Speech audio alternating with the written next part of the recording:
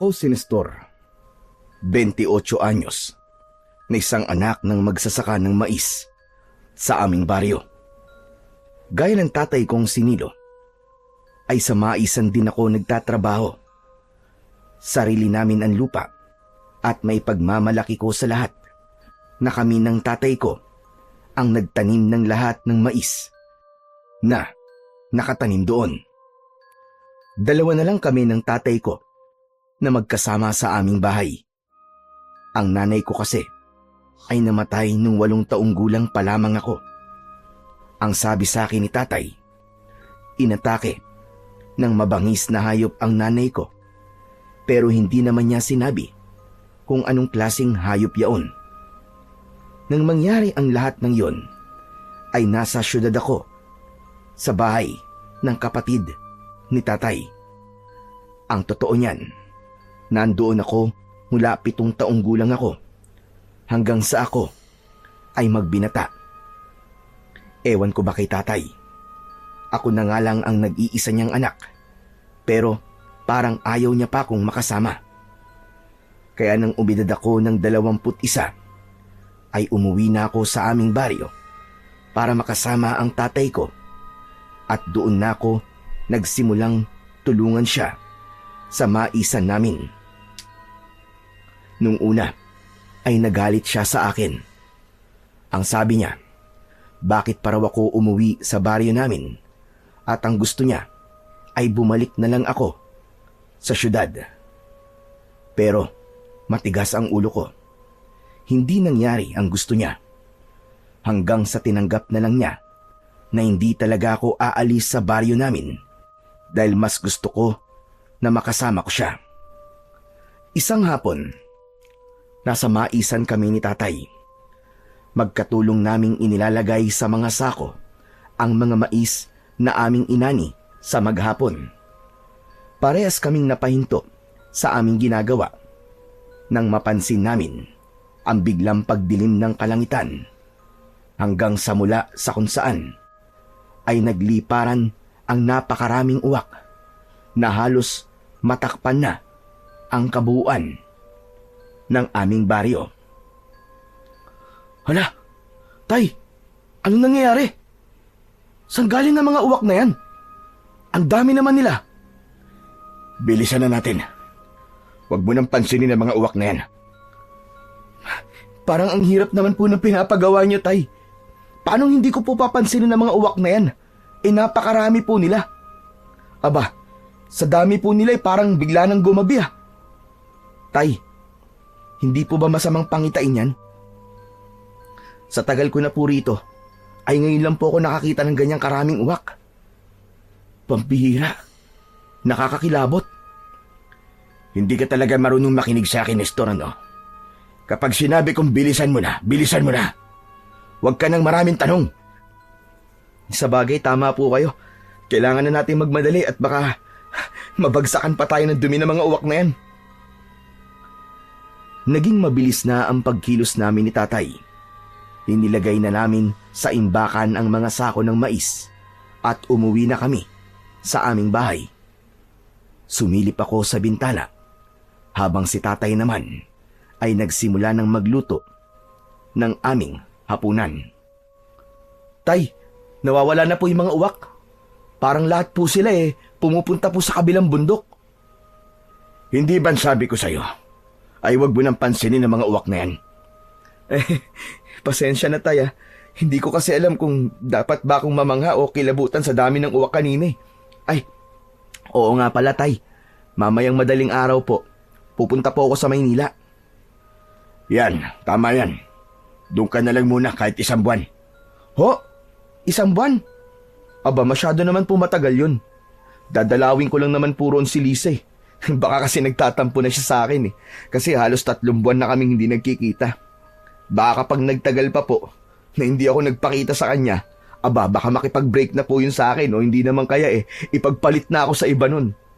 Siguro matagal na pong 1 linggo ko ron. Hindi anak, mag-1 buwan ka ron. Ang sabi mo nga, matagal mo nang hindi nakakasama ang nobya mo, di ba? Sulitin mo ng pagpunta mo sa syudad.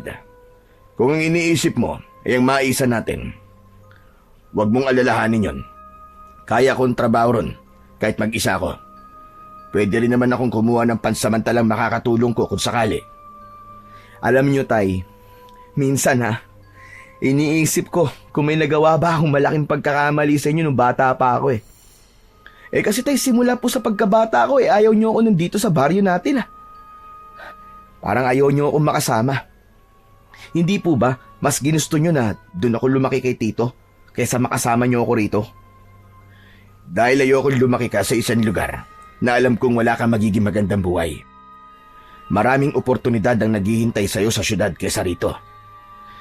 Hindi ko nga alam kung bakit hindi mo ginagamit ang pinag-aralan mo Sayang lang ang pagkokolehiyo mo. Hindi naman po sayang, Tay. Kasi nagagamit ko po yung agriculture course ko sa taniman natin. Pero Tay, iniisip ko nga baka ampun niyo ako kaya ayaw niyo akong makasama o kaya baka anak ako ni nanay sa ibang lalaki. Sa tingin mo ba nakakatawa yung sinasabi mo? Talagang idinamay mo pa ang nanay mo na nananahimik. Nagbibiro lang naman po ako, Tay. Pwes hindi magandang biro yung sinabi mo. Hindi mo na iginalang ang alaala ng nanay mo, Nestor. Tay, joke lang po yun. Basta. Doon ka na muna sa Maynila ng 1 buwan. Tapos ang usapan. Hindi na ako umapela pa kay tatay. Dahil alam ko na kahit na anong sabihin ko ay hindi niya ako pakikinggan. Pero dahil matigas ang ulo ko, syempre, hindi ko siya susundin. Gagawin ko pa rin ang gusto ko at babalik din kagad ako kapag nagkita na kami ng nobya kong si Lisa. Bago ako matulog ng gabing yon, ay nag-empake na ako. Hindi ko dinamihan ang mga dala kong damit dahil hindi naman ako matagal na mawawala. Maaga akong natulog at pagsapit ng 3:00 ng madaling araw ay nag-asikaso na ako. Nang oras na yon ay tulog pa si tatay. Mabilis akong naligo at nagbihis. Bago ko umalis ay pinuntahan ko si tatay sa kwarto niya. Ginising ko siya para magpaalam. Tay, aalis na po ako O sige, mag-iingat ka. Yun na pag-usapan natin 1 buwan ka munang mananatili sa syudad. Opo. Mag-iingat po kayo dito, Tay Huwag niyo po ako mamimiss Puro ka talaga kalokohan. Sige na, umalis ka na. Baka maiwan ka pa ng bus. Matapos kong magpaalam, ay lumabas na ako ng bahay. Nasa tapat na ng bahay namin ang kinausap kong tricycle driver na siyang maghahatid sa akin sa bus station. Sumakay na ako sa tricycle at makalipas ang halos 1 oras ay nasa bus station na ako. Pagsakay ko ng bus ay napangiti ako dahil sa wakas ay magkikita na ulit kami ni Lisa matapos ang ilang buwan. Pagdating ko sa Maynila ay dumiretso na kagad ako sa apartment ni Lisa. Hindi makapaniwala si Lisa nang pagbukas niya ng pinto ay ako ang makikita niya. Maigpit niya akong niyakap pero nagulat ako nang bigla niya akong itinulak at saka malakas na sinampal. Aray ko naman! Bakit mo naman ako sinampal? Talagang nagtanong ka pa? Matapos mong hindi magpakita sa akin ng 3 buwan? Sa tingin mo ba'y matutuwa ako sa'yo? Sorry na. Nagkaroon kasi ng problema sa taniman namin ng mais Hindi ko pwedeng iwanan si tatay na mag-isa ron. Saka alam mo namang walang signal sa baryo namin, di ba? Kaya hindi rin kita masabihan kung ano na nangyayari dun sa akin. Totoo ba yung sinasabi mo? Baka naman may ibang babae ka na dun sa baryo nyo, Ano ka ba? Wala. Hindi ko naman sasayangin ng 5 taon na relasyon natin, no? Wala akong ibang ginawa ron kundi ang magtrabaho sa aming maisan. Saka pwede ba? Papasukin mo muna ako. Ay, oo nga pala. Sige, pasok ka.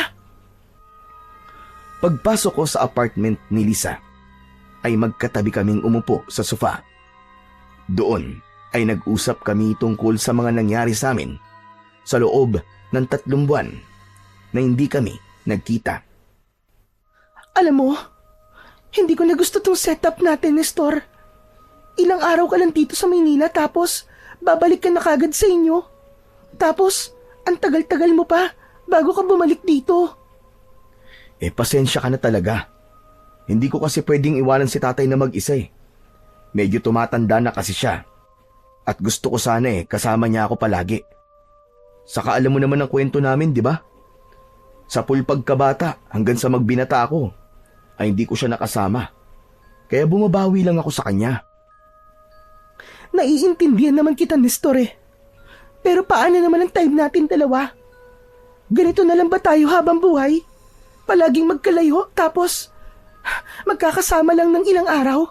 Ganun ba ang gusto mo? Siyempre hindi. Sa ngayon, ganito tayo. Pero darating din ang panahon na magkakasama na tayo at titira na tayo sa iisang bubong. Pero kailan pa yon, Nestor? Kahit nga sa tatay mo, hindi mo pa ako na ipapakilala eh. Ay nako, nagtatampo na naman ang mahal ko. Hindi ako nagtatampo, Nestor. Sinasabi ko lang ang totoo sa'yo. Ano kaya kung sumama ako sa baryo nyo? Doon na muna ako ng ilang buwan. Para makilala ko rin ang tatay mo, di ba? Ang tagal na ng relasyon natin, pero hanggang ngayon ay hindi mo pa ako na ipapakilala sa kanya. Sigurado ka ba na gusto mong sumama sa akin pabalik sa amin? Oo naman. Bakit ayaw mo ba? Hindi naman sa ganun. Pero paano ang trabaho mo? Hindi ka pwedeng umabsent ng matagal, di ba? Isa pa yan. Dahil wala tayong communication, ay hindi ko masabi sa iyo mga nangyayari sa buhay ko. 1 month nang nakakaraan simula na mag-resign ako sa trabaho. Tapos yung savings ko, ginamit ko sa pag-invest ko sa coffee shop business ni Mariel. Ganun ba? Sorry kung hindi ko yan alam. Pero sigurado ka ba na tamang desisyon yung ginawa mo? Oo naman. Malakas ang coffee shop ng best friend ko na yun, ano? Kaya pwede akong sumama sa'yo sa baryo nyo. Yun ay kung okay lang sa'yo. Ha? Okay, sige, walang problema. Pagbalik ko sa amin, ay isasama na kita para makilala ka na ni tatay. Napakasaya ko sa sinabing yun ni Lisa. Ang totoo kasi ay matagal ko nang gustong makilala ni tatay si Lisa. Sigurado kasi ako na makakasundo ng tatay ko ang girlfriend ko, lalo na't walang arte sa katawan si Liza. 2 araw lang akong nanatili sa Maynila at pagkatapos ay bumiyahe na akong pabalik sa aming baryo. Siyempre, kasama ko na si Lisa na sobrang excited na makilala si tatay. Wala akong kabang nararamdaman ng time na yon, lalo na't alam ko na magugustuhan ni Lisa ang baryo namin. Matapos ang napakahabang biyahe, ay nakarating na kami sa aming destinasyon. Gabi na at napakalakas ng ulan. Mabuti na lang ay may dala akong payong, kaya kahit paano ay may proteksyon kami laban sa ulan. Ang malas naman ang punta ko rito sa inyo. Grabe ang lakas ng ulan at hangin. Mukhang may bagyo pa yata. Hindi naman, nagkataon lang yan. Pero nakapagtataka na may bagyo. Summer ngayon. Nestor, malayo pa ba tayo sa bahay nyo? Malapit na tayo. Pagliko natin dun sa may kantong yun, konting lakad na lang tapos nandun na ang bahay namin. Medyo nagmamadali na kami ni Lisa sa paglalakad. Hindi nagtagal ay nakarating na kami sa bahay namin at agad akong kumatok sa may pinto. Pagbukas ng pinto ay bumungad sa amin si tatay. Agad na bumakas ang galit sa mukha niya nang makita niya ako. Nestor, anong ginagawa mo rito? Hindi ba't ang sabi ko sa'yo ay huwag ka munang bumalik dito? Tay, teka. Pwede po bang mamaya niyo na po ako pagalitan? Basang-basa na po kami ng ulan eh. Saka tay, may kasama po ako. Hello po. Magandang gabi po sa inyo. Natigilan si tatay nang makita niya si Lisa. Tuluyan niya nang binuksan ang pinto at pinapasok na niya kami. Sinabi ko kay Lisa na mauna na siyang maligo at magpalit ng damit. Itinuro ko sa kanya kung nasaan ang banyo. Nang nasa loob na si Lisa ng banyo, ay hinarap ako ni tatay. Alam kong galit siya dahil nakakunot ang kanyang noo. Ikaw napakatigas talaga ng ulo mo, Nestor. Hindi ka ba talaga marunong makinig sa akin? Ang sabi ko sa'yo, 1 buwan ka muna sa Maynila. Napakatagal ba para sa'yo ng 1 buwan, ha? Tay, huwag niyo naman pong lakasan ang boses niyo. Baka mamaya marinig po kayo ni Lisa, nakakahiya. Baka isipin niya na hindi siya welcome dito sa bahay natin. Pasensya na po. Kung hindi ko po kayo sinunod, tay. Tapos nagsama ka pa rito ng ibang tao. Pambihira ka talaga, oo. Tay, si Lisa po yun. Girlfriend ko po siya. Nag-request po siya sa akin na gusto niya po kayong makilala at siya po mismo nagsabi na gusto niyang sumama sa akin dito. Aba, syempre, pinagbigyan ko po siya. Sana nakinig ka na lang sa akin. Hindi yung kung anong gusto mo. Yun ang ginagawa mo. Tay, ano po ba kasing totoong dahilan kung bakit ayaw niyo muna akong umuwi dito sa atin? Parang may hindi po kayo sinasabi sa akin eh. Bigla na lang po kayo nagkaganyan nung nakakita tayo na napakaraming uwak noong nakaraang araw. Hindi mo na kailangan malaman ang dahilan. Oh, di nahuli ko rin po kayo sa sarili niyong bibig. Meron po talagang dahilan. Ano po ba yun, tay? Bakit hindi niyo na lang po sabihin sa akin? Para maintindihan ko po kayo. Huwag ka na magtanong. Para rin sa'yo itong ginagawa ko. Kaya bukas ng umaga, kapag humupa ng bagyo, ay umalis na kayo ng nobya mo. Nagkakaintindihan ba tayo? Hindi na ako binigyan ni tatay ng pagkakataon na makasagot. Tumalikod na siya at pumasok sa kanyang kwarto. Naiwan akong naguguluhan at nag-iisip sa sala. Gusto ko pa sana siyang sundan, pero isinarado niya na ang pinto ng kwarto niya at narinig ko ang paglak nun mula sa loob. Hindi ko na alam kung gaano na ako katagal na nakatulala at nakatayo. Napapitlag na lang ako nang lumabas na sa banyo si Lisa at lumapit siya sa akin. Oh, ano nangyari sa'yo? Bakit parang nakakita ka yata ng multo? Ha? Wala. Ako naman ang maliligo. Doon nga pala ang kwarto ko. Doon tayo matutulog. Ang tatay mo? Ay, ang ibig ko sabihin si Tito Nolan pala. Nasaan siya? Nasa kwarto niya na. Inaantok na raw siya. Bukas ko na lang kayo ipapakilala ng formal sa isa't isa. Sige na, pumunta ka na sa kwarto. Doon mo na lang ako hintayin. O sige, bilisan mo ha. Hinintay ko munang makapasok si Lisa sa kwarto ko bago ako nagpunta sa banyo para maligo.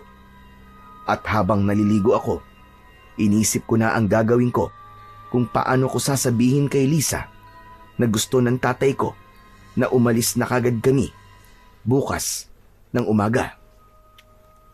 Binilisan ko ang pagligo ko dahil alam kong mainipin si Lisa. Pagpasok ko sa kwarto ay naabutan ko siyang nakahiga habang may binabasang aklat. Nang sandaling yun ay patuloy pa rin ang napakasungit na panahon.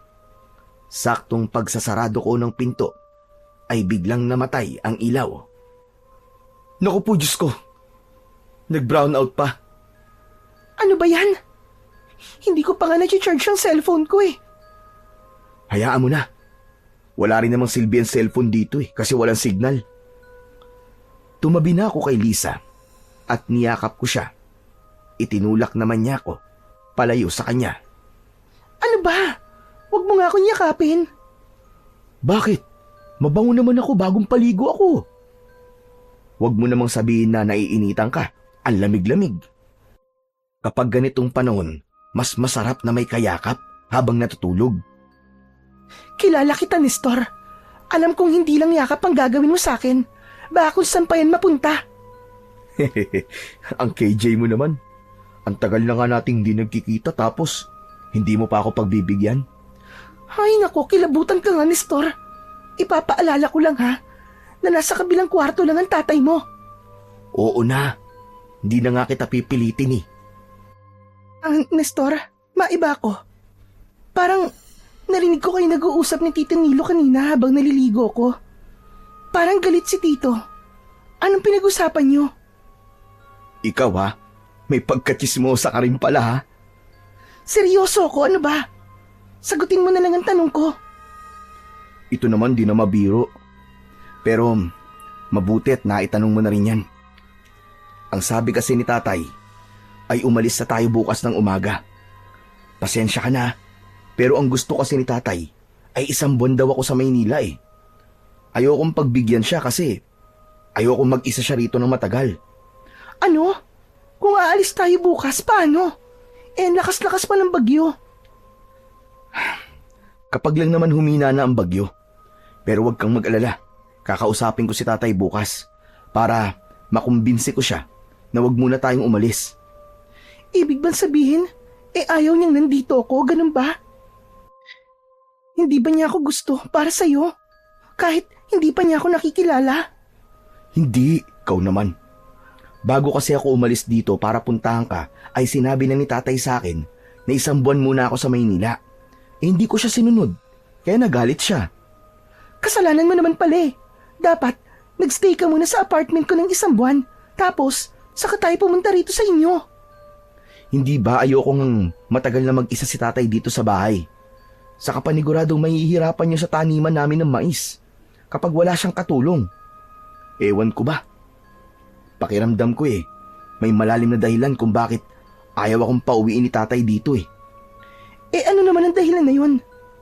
Hindi ko pa alam, pero sisiguraduhin ko na malalaman ko rin yun. O paano? Matulog na tayo. Alam kong gaya ko ay pagod ka rin sa haba ng biyahe natin. O sige, bukas na lang ulit tayo mag-usap. Tumalikod na si Lisa sa akin, habang ako naman ay nakatingin sa kisame. Hindi ko magawang makatulog ng gabing yon dahil iniisip ko pa rin kung ano ba talaga ang dahilan kung bakit ayaw ni tatay na bumalik ako agad sa aming baryo. Umasa na lang ako na malalaman ko rin ang kasagutan sa tanong ko na yon sa lalong madaling panahon. Kinabukasan ay nagising ako sa amoy ng sinangag na niluluto sa kusina. Nang sandaling yon ay wala na ang bagyo. Pagharap ko sa kaliwa ko ay wala na sa tabi ko si Lisa. Bumangon na ako at lumabas ng kwarto. Napangiti ako nang makita ko sina Lisa at tatay na magkatulong na nagluluto sa kusina. Nang dahil sa pagiging abala nila ay hindi nila ako napansin. Tito Nilo, pakitingin naman po kung tama po ang pagkakahiwa ko rito sa mga kamatis. Patingin nga. Aba, masyado makapal ang pagkakahiwa mo, iha. Di ba sabi ko ay manipis lang? Kasi ihahalo ko yan sa itlog. Sorry po. Natatakot po kasi ako baka mahiwa ako. Itinuro ko na sa'yo yung teknik sa paghihiwa, di ba? Nakalimutan mo na kagad. Hindi naman po. Natatakot lang po talaga akong humawak ng kutsilyo eh. Alam mo, Lisa, matagal na kayo ng anak ko. Malay mo, may plano na pala siyang pakasalan ka. Kapag kinasal na kayo, alam mo naman siguro ang kasunod nun. Bubuo na kayo ng sarili niyong pamilya. Hindi pwedeng wala kang alam sa kusina kahit paano. Iba pa rin kasi kapag ang nanay ang nagluluto para sa kanyang asawa at mga anak. Nako, parang wala naman pong balak si Nestor na pakasalan ako eh. Aba, iha, hindi natin masasabi yan. Napangiti ako sa naging usapan ni Lisa at ni tatay. Hindi ko kasi inasahan, nagigising ako ng ganun ang bumungad sa akin. Lalo na't kagabi ay nagalit ang tatay ko sa pagdating namin ni Lisa. Pero hindi lang yun ang dahilan kung bakit ako napangiti. Isa rin sa dahilan ay ang pag-uusap nila tungkol sa kasal. Lingid kasi sa kaalaman ni Lisa ay matagal na akong bumili ng engagement ring dahil may balak na akong mag-propose sa kanya. Ang hinihintay ko na lang ay ang tamang oras at moment. Gusto ko kasi kapag nag-propose ako ng kasal kay Lisa ay yung tipong hindi niya makakalimutan hanggang sa pagtanda naming dalawa. Lumapit na ako kina Lisa at tatay. Bahagya pa silang nagulat nang makita nila ako. Oh, gising ka na pala. Nagising ako sa bango na niluluto nyo eh. Ang sabi ni Tito, paborito mo pala ang itlog na may kamatis at sibuyas. Kaya yun ang lulutuin namin ngayon. Nako. Mapaparami ang kain ko niyan. Kaya nga dinamihan ko itong sinangag kasi alam kong marami ang kakainin mo. Pero natutuwa po ako na mukhang magkasundo po kayong dalawa. Bakit naman? May dahilan ba para hindi kami magkasundo ni Lisa? Wala namang ginagawang masama si Lisa. Isa pa, mabait naman siya kahit walang alam sa kusina. Kaya nga po mag-aaral po ako ng pagluluto simula ngayon. Pagkagising ko kasi nakita ko si Tito na naghahanda ng lulutuin niya, kaya nakialam ako. Nagkausap na rin kami at kahit papano ay nakilala na namin ng isa't isa. Kaya nga natutuwa ako eh. Ibig sabihin, hindi ko na kailangan mag-effort na ipakilala kayong dalawa sa isa't isa. Pero tatay, ibig din po bang sabihin nito hindi nyo na po kami kagad papaalisin? Ang balak po kasi namin ay talagang magtagal po dito ni Lisa. Tungkol sa bagay na yan, hindi pa rin nagbabago ang isip ko. Kailangan nyo pa rin umalis dito at bumalik sa Maynila pagkatapos natin mag-almusal. Wala nang bagyo, kaya makakabiyahe na kayo na maayos. Pero tay, sundin mo na lang ang sinabi ko, Nilo. Pagbalik mo saka ko na lang ipapaliwanag ang lahat. Nestor, sundin na lang natin ang tatay mo. Pwede naman siguro akong sumama sa'yo pabalik dito after ng 1 buwan, di ba? Nahihiya kasi ako sa'yo Sayang ang pagpunta mo rito. Tapos, hindi ka man lang nagstay dito kahit 1 araw. Hindi naman sayang ang punta ko rito kasi nakilala ko rin sa wakas si Tito Nilo. Malaking bagay na yun para sa akin. Labag sa kagustuhan ko ang umalis kagad kami roon ni Lisa. Bukod kasi na sayang ang ibiniyahin ng girlfriend ko, ay ayoko ring iwanan si tatay ng ganong katagal. Pero dahil 2 na silang pumayag sa pag-alis namin, ay wala na akong nagawa kundi ang sundin ang gustong mangyari ng tatay ko. Sinulit na lang namin ang oras na natitira na kasama ko si tatay. Sa almusal ay nagkwentuhan kami ng masasayang bagay. Maraming ikinuwento si tatay kay Lisa ng mga nakakatawang bagay tungkol sa akin.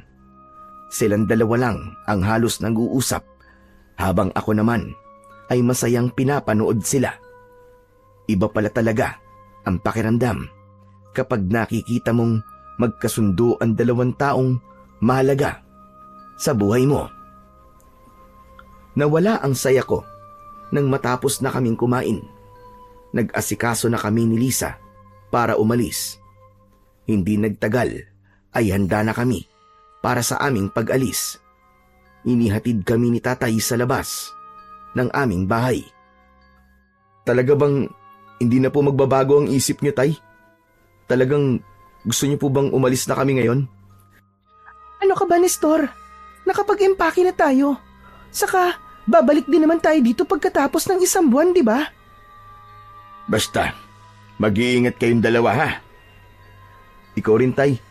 Lalo na po't wala kayong kasama rito sa bahay. Sa gitna ng aming pag-uusap, ay isang may edad na lalaki ang dumating.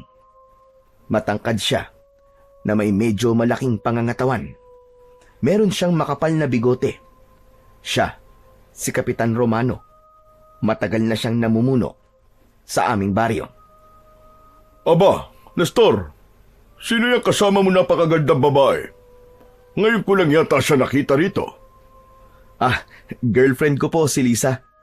Lisa, siya naman si Kapitan Romano. Siya ang kapitan dito sa baryo namin. Napakabait niyan, saka sobrang maaasahan. Nakakahiya naman. Talaga ng bola ka pa. Magandang umaga po sa inyo, Kapitan. Magandang umaga rin naman sa'yo. Oh, paano? Paalis na ba kayong 2? Opo. Mukhang hindi kayo makakaalis ngayon. Nasira yung tulay palabas ng baryo natin. Matatagalan pa bago yun maayos. Isa pa, napakataas ng tubig ngayon sa ilog at napakalakas ng agos. Hindi nyo magagawang tawirin yun. Hindi pwede. Kailangan na nilang umalis ngayon. Ang totoo niyan, ay marami rin sana ang aalis ngayon. Pero hindi na nila magawa dahil wala na sila madadaanan palabas ng baryo. Alam kong lahat ay natatakot na dahil nangyari na ang pangalawang senyales. Isang senyales na lang at... Kapitan, huwag natin pag-usapan ng bagay na yan dito. Napansin ko ang makahulugang tinginan ni Tatay at Kapitan Romano. Mas lalo kong naramdaman na meron talaga akong hindi alam sa baryo namin. Ano pong senyalis ang sinasabi niyo, Kapitan? Nestor, tignan niyo nga muna ni Lisa ang daan.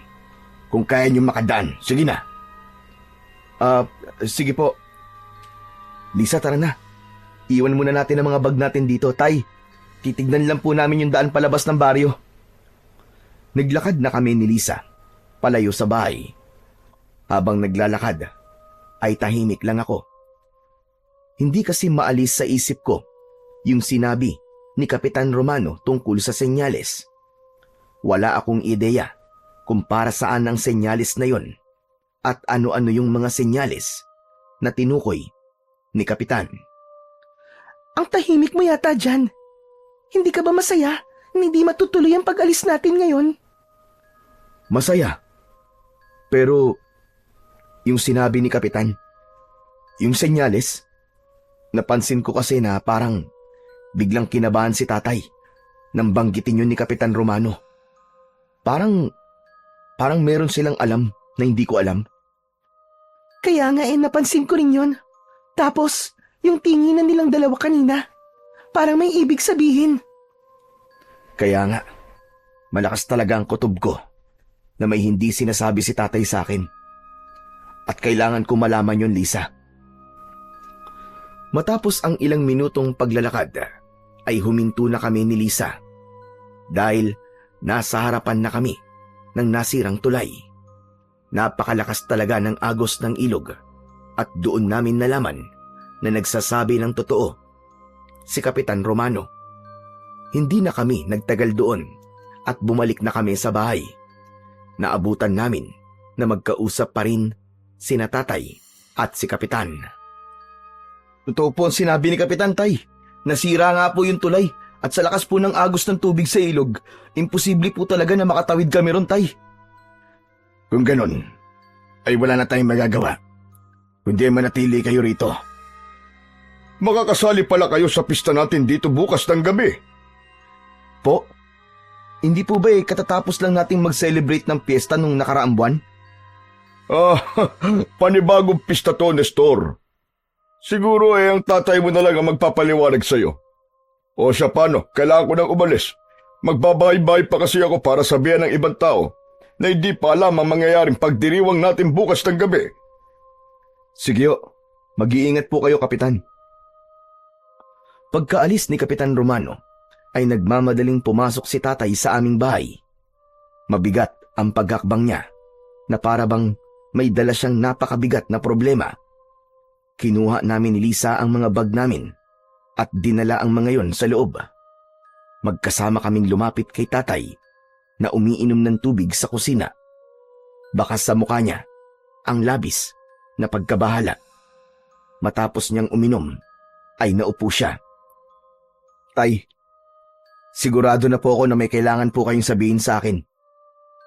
Sa naging pag-uusap po niyo kanina ni Kapitan, alam ko po na may kailangan po ako malaman tungkol sa baryo natin.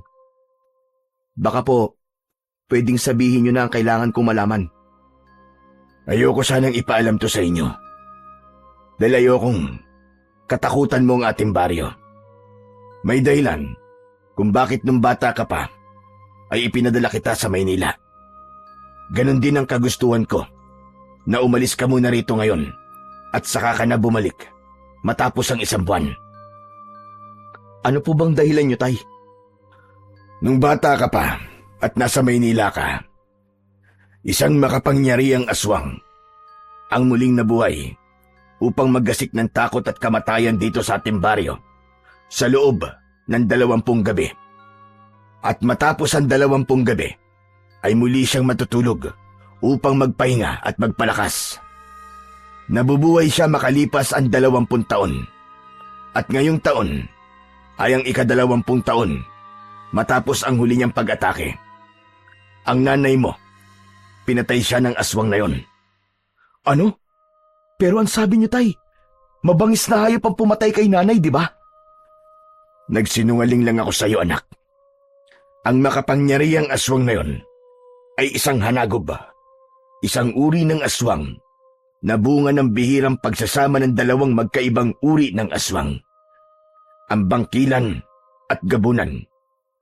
Ang pagsasanib puwersa ng dugo ng 2 aswang na yon ay bihirang mangyari at nagdudulot ng pagkapanganak ng isang hanagob. Kaya ang gusto ko ay wala ka rito sa tuwing mabubuhay ang hanagob dahil gusto kong masiguro ang kaligtasan mo. Hindi ko po inaasahan na ganyang bagay pala ang hindi niyo sinasabi sa akin, Tay. Yung mga senyales, ano po ang kaugnayan nun sa pagkabuhay po ng hanagob? Meron 3 senyales kapag malapit nang mabuhay muli ang hanagob. Una, ang pagtakip ng mga uwak sa kalangitan na nangyari na.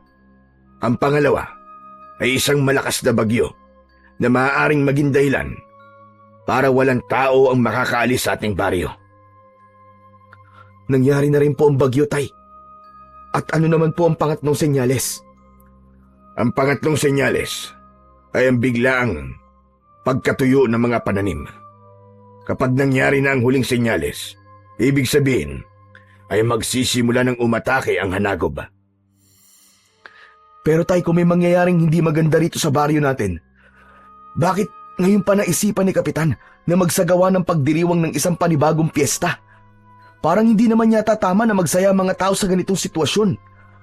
Hindi ba ang kailangan nating gawin ay mag-isip ng paraan kung paano papatayin ng hanagob na yun? Yan din ang sinabi ko kay Kapitan, anak, habang magkausap kami kanina. Isa kasi ako sa nangunguna sa pakikipaglaban sa hanagob, kaya hindi ako maaaring umalis dito. Ang sabi ni Kapitan, isang matandang babae na babaylan ang nakausap niya mula sa isang malayong baryo. Ayon daw sa babaylan na yon, ay kailangan magkaroon ng selebrasyon para sa hanagob upang hindi na ito pumatay o hindi naman kaya ay mabawasan ang araw na atake yon sa ating baryo. Sigurado ba siya, Tay, na epektibo ang paraang yun? Nararamdaman ko na malaki ang paniniwala niya sa paraang yon, pero duda ako sa mga sinabi niya. Nabubuhay ang hanagob para pumatay at kumain ng tao dahil yun ang paraan niya para lumakas siya. Kaya sa tingin ko, walang pagdiriwang ang makakapigil sa kanya. Nahulog ako sa malalim na pag-iisip matapos ang lahat ng nalaman ko tungkol sa aming baryo. Hindi ko akalain na may ganun palang kakilakilabot na kwento ang lugar namin. Nang sandaling yon, ay naunawaan ko na kung bakit gusto kong paalisin ni Tatay. Hindi yun dahil sa ayaw niya kong makasama, kundi upang iligtas ako sa posibleng hindi magandang mangyari sa akin.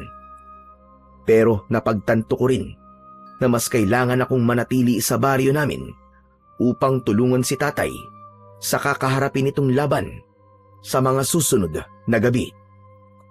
Dahil sa sira na ang daan palabas ng aming baryo, ay hindi na kami nakaalis ni Lisa sa lugar na yon. Pagsapit ng hapon, ay hindi ko nakita si Lisa sa loob ng bahay. Lumabas ako at nakita ko siya na mag-isang nakatayo sa labas. Nakatanaw siya sa kawalan at mukhang malalim ang iniisip. Lumapit ako sa kanya at nagulat siya nang bigla akong sumulpot sa likod niya.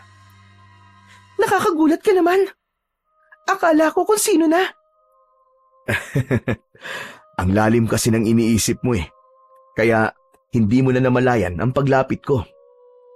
Iniisip mo ba yung mga sinabi ni Tatay kanina tungkol sa hanagob? Totoo ba talaga yung mga sinabi ni Tito Nilo?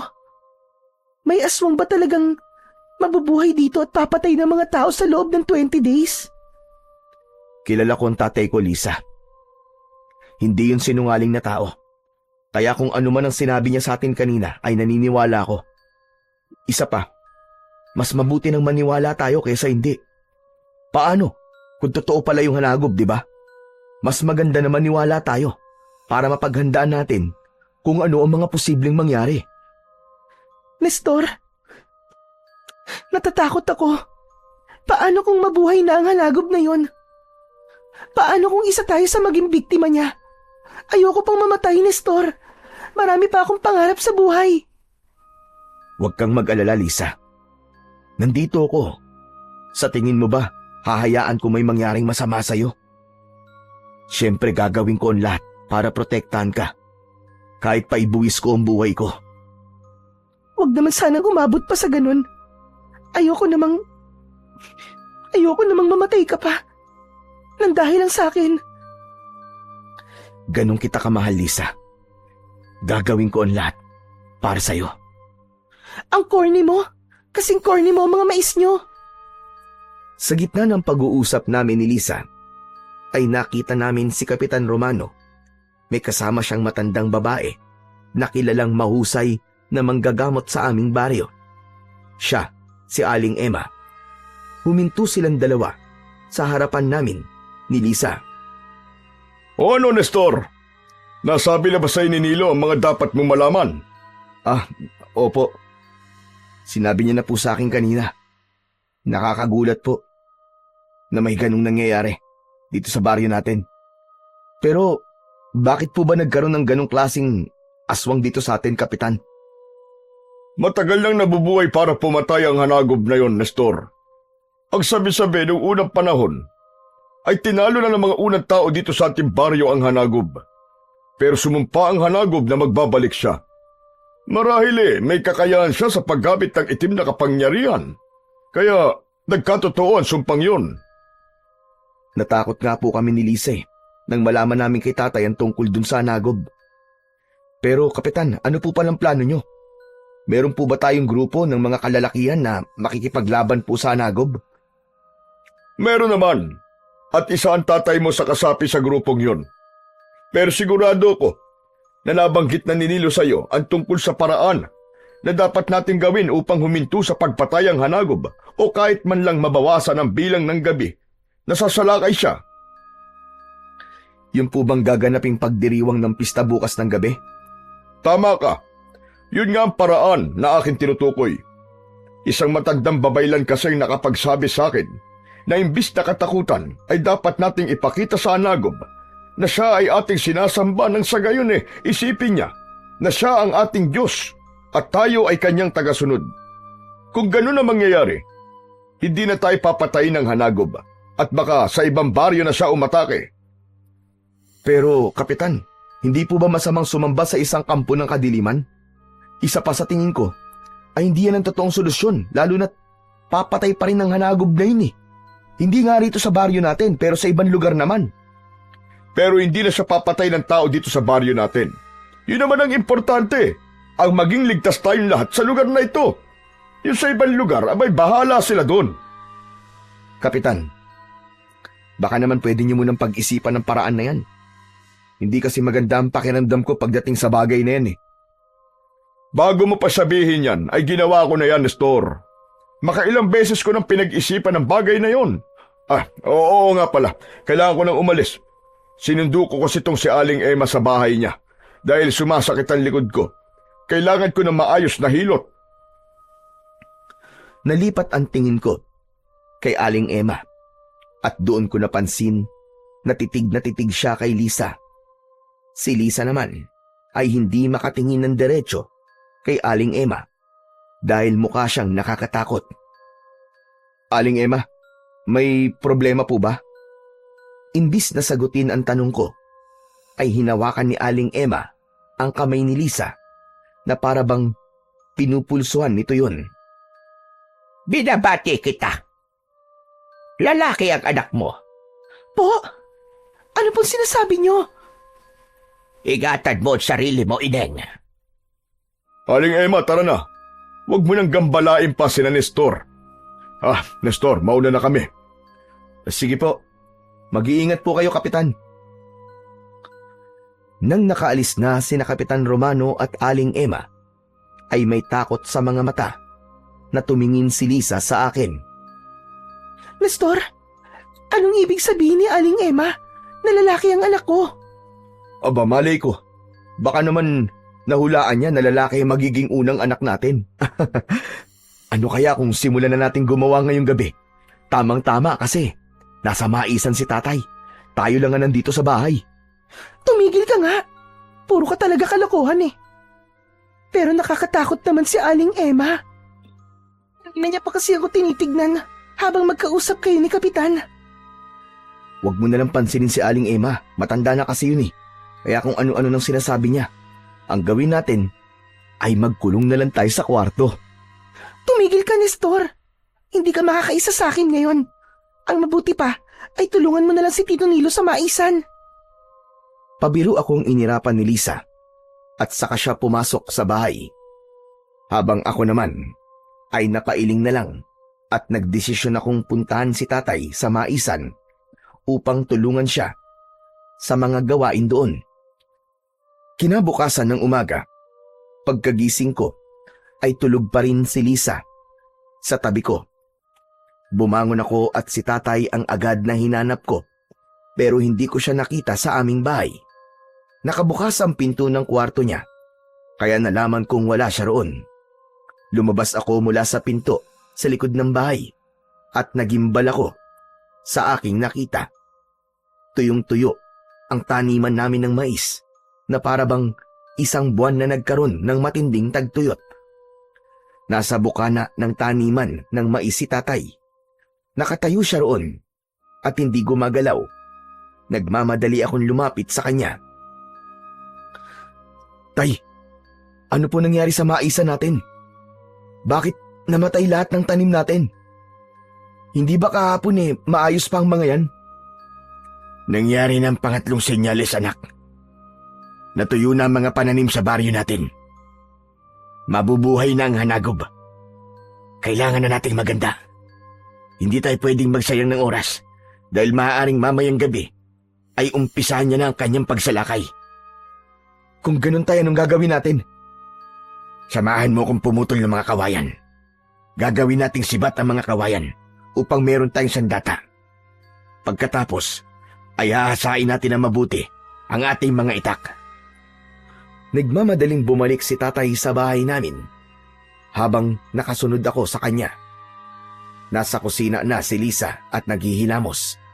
Nagtaka siya nang kumuha ng itak si tatay at nagmamadaling lumabas. Ano nangyari? Bakit parang may kaaway si Tito Nilo? Lisa, nangyari na kasi ang pangatlo at huling senyales na mabubuhay na ang hanagob. Natuyo na ang taniman namin ng mga mais. Diyos ko! Totoo ba yung sinasabi mo? Oo, Lisa. Kaya mangunguha kami ni tatay ng mga kawayan para gawing sibat. Yun daw ang gagamitin nating sandata kung sakaling umatake na mamayang gabi ang hanagob. Dito ka lang muna. Huwag kang lalabas ng bahay kahit na anong mangyari. Iniwanan ko na si Lisa at sinundan ko si tatay. Nagtungo kami sa gubat at doon kami kumuha ng mga kawayan. Doon na rin namin nilagyan ng patulis ang dulo ng mga yon. Nakita ko ang pagmamadali ni tatay sa kanyang ginagawa. Tay, tanong lang, gaano po ba kalakas ang hanagob at kailangan nating gumawa ng napakaraming sibat? Napakalakas niya, Nestor. Hindi lang siya malakas, kundi wala rin siyang awa. Kahit sinong tao ay papatayin at kakainin niya upang mawala ang kanyang gutom. Wala po bang paraan, tay, para mapatay siya? Walang nakakaalam kung anong eksaktong paraan para mapatay ang hanagob na yon. Ang ginagawa lang namin ay nilalabanan namin siya. Pero kahit napakarami ang nakikipaglaban sa kanya, ay hindi pa rin namin siya matalo-talo. Kaya mamayang gabi ay sisimulan natin ang pagbabantay. Pero tay, hindi po ba mamayang gabi na rin po yung pista? na sinasabi po ni Kapitan Romano. Isa pa yan sa iniisip ko, anak. Pagkatapos natin dito, ay kakausapin ko si Kapitan upang wag nang ituloy ang pagdiriwang na yon. Masyadong mapanganib kung maraming taong nasa labas ng kanilang bahay mamayang gabi. Binilisan na namin ni tatay ang paggawa ng sibat mula sa kawayan. Nang sa tingin namin ay sapat na ang aming mga nagawa, ay pinagtulungan na naming iuwi sa bahay ang mga sibat. Pagkatapos ay nagpaalam na si tatay na magpupunta muna siya sa bahay ni Kapitan Romano. Naisip kong samahan siya, kaya dalawa kaming nagpunta roon. Habang naglalakad, ay nakita ko na lahat ng pananim sa aming baryo ay tuyo at patay na. Nakakapagtaka na nangyari ang lahat ng yun sa loob lamang ng isang gabi. Nang nakarating kami sa bahay ni Kapitan Romano, ay naabutan namin siyang nakaupo sa labas ng bahay niya habang nagkakape. Nilo, Nestor! Abay, anong ginagawa niyo rito at napabisita kayo sa akin? Natuyo na mga pananim, Kapitan. Ito na ang pangatlong sinyalis. At may posibilidad na mamayang gabi na atake ang hanagob. Nakita ko nga ang mga pananim. Mabuti na lang at ang iba sa ating mga magsasaka ay nakapag-ani na nung isang araw. Kumusta pala ang maisa nyo? Nakapag-ani ba kagad kayo bago yun matuyo? Huwag mong intindihin ang maisa namin, Kapitan. Nandito kami para sabihin sa'yo na huwag yun ang ituloy ang pagdiriwang na gagawin nyo mamaya. Delikado yung, Kapitan. Mas makakabuti na manatili na lang tayong lahat sa ating mga bahay. Naiintindihan ko ang pag-aalala mo, Nilo. Pero nakapaghanda na kami para sa pista mamayang gabi. Marami pa rin ang gustong ituloy ang pagdiriwang na yun. Dahil kagaya ko ay naniniwala sila na yun ang tanging paraan para matigil na ang pagpatay ng hanagob. Pero Kapitan, wala pong kasiguraduhan kung gagana po ang plano niyong yan. Tama po si tatay. Maaaring marami po mamamatay kung maraming tao ang nasa labas ng kanilang bahay. Ang kailangan po nating gawin ay magdasal po sa ating Diyos. Diyos? Ilang taon na ba kaming nagdadasal sa Diyos? Pero wala siyang ginagawa para matapos na ang impyerno sa baryo natin. Kaya tayo na lang ang dapat na gumawa ng paraan para sa ating kaligtasan. Sandali, huwag niyong sabihin na hindi kayo sasali sa kapistahan mamayang gabi. Nestor, isama mo si Lisa. Kailangan nandun siya mamayang gabi. Pasensya na po, pero hindi po kami sasama sa inyo. Nakakalungkot naman. Hindi pala namin kayo kaisa. Kung ganun ay makakaalis na kayo. Dahil kahit na anong sabihin nyo, ay itutuloy pa rin namin ang kapistahan mamayang gabi. Huwag kayong mag-alala. Kung di umubra ang gagawin namin mamayang gabi, ay may isa pang paraan. Ano pong paraan yun? Sa ngayon, ay ako lang muna ang dapat makaalam nun. Pero darating din ang takdang panahon na malalaman nyo rin. Makahulugang ngumiti si Kapitan Romano na nagbigay ng kilabot sa akin. Bigo kami ni tatay na kumbinsihin si Kapitan na wag nang ituloy ang pagdiriwang na gagawin ng mga ito mamayang gabi. At dahil alam namin ni tatay na hindi namin mapipilit si Kapitan sa gusto namin, ay umuwi na kami sa bahay namin. Pag-uwi namin ni tatay, ay nagluluto na ng almusal si Lisa. Naupo kami ni tatay sa kusina at parehas na malungkot ang aming mga muka. Kumusta ang pakikipag-usap niyo kay Kapitan? Cancelled na ba yung sinasabi niyang pagdiriwang mamayang gabi? Hindi. Itutuloy pa rin nilang pagdiriwang para sa hanagob mamayang gabi. Naniniwala talaga si Kapitan na yun ang paraan para hindi na umatake ang hanagob dito sa baryo namin. Wala na tayong magagawa tungkol sa bagay na yan. Kung marami naniniwala kay Kapitan, ay walang mangyayari kung sasabihin natin sa kanila na manatili na lang sila sa bahay nila. Ang magagawa na lang natin ay siguraduhin ligtas tayo mamaya sa unang gabi ng pag-atake ng hanagob. Napuno ng takot at pangamba ang bawat oras na lumilipas. Kung pwede ko lang napigilan ang pagsapit ng dilim, ay ginawa ko na. Hindi ako mapakali dahil yun ang unang gabi na maaari kong makita ang hanagob. Pagsapit ng gabi ay mas lalong tumindi ang takot ko. Palagi akong nasa tabi ni Lisa dahil alam ko na sa aming tatlo ay siya ang pinaka natatakot. Habang nasa loob kami ng bahay ay nakarinig kami ng mga taong sumisigaw at tila umaalulong sa labas.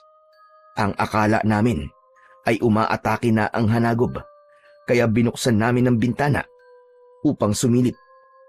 Nagimbal kami nang makita namin ang mga taong nagpuprosesyon.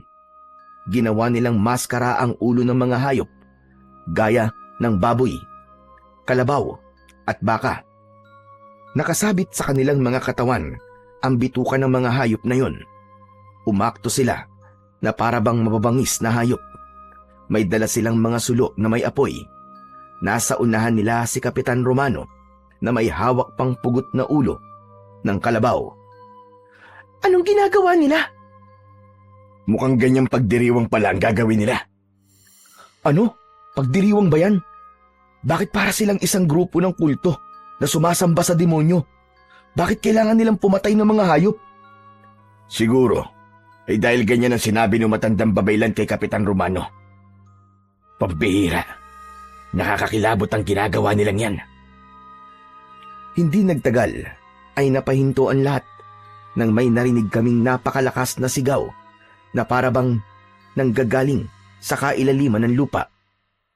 Humangin ng malakas at nang tumingala kami ay nakita namin ang isang nilalang na lumilipad sa tapat ng buwan.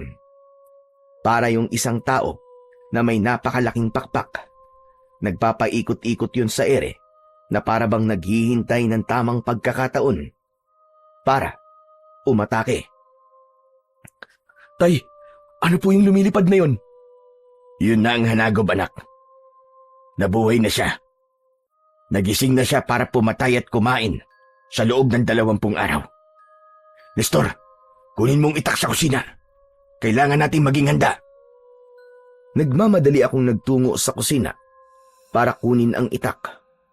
Nang bumalik ako sa tabi ng bintana, ay sakto na lumilipad na paibaba ang hanagob. Pasugod yun sa mga tao. Mga kasama, huwag kayong matakot! Lumuhod tayong lahat! Ipakita natin sa hanagob na sinasamba natin siya! Magsiluhod kayo! Sabay-sabay na lumuhod ang mga tao habang palapit ng palapit sa mga yon ang hanagob. Dumipa pa si Kapitan Romano. Hanagob! Sinasamba ka namin! Ikaw na ang aming kinikilalang Panginoon!